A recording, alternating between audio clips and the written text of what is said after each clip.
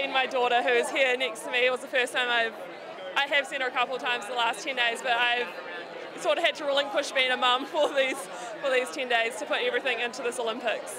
I think having the direct comparison to Tokyo, where we had no friends, no family, no supporters there, but in Tokyo for both Lucy and I, it was sort of a campaign where you just had to put your head down as our first Olympics, and we worked really hard to get those results. But I feel like this campaign, we've drawn in from our family and our friends and the village that's behind us, which has definitely lifted us up, and yeah, so it was incredible to share that moment with them. It felt like we were just up, and I thought in that last 10 strokes, like if you just hang on and go hard, you could win.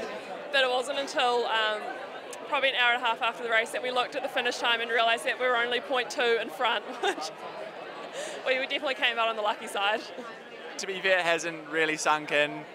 We've been pretty full on since we crossed the line, doing like interviews and stuff like that, just sort of lapping it up. So haven't really had too much of a quiet moment to ourselves, but yeah, it's super cool crossing the line. We're absolutely elated. Oh, let's go. That's the Spud. These guys I went to school with, and we're all rowing at school together.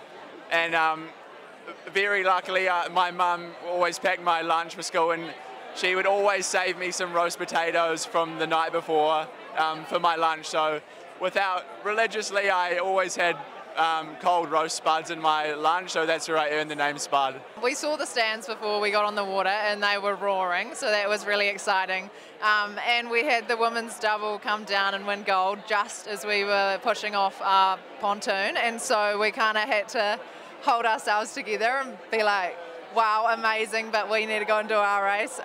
We had an epic warm-up, which was really good, and then, yeah, the race goes by fast. It's all a bit of a blur, but we were just doing our race plan and that we've practiced 1,000 times, and went for it at the end, and it came off. Listen to live commentary of Paris 2024 on Gold Sport and iHeartRadio. And follow the action at nzherald.co.nz.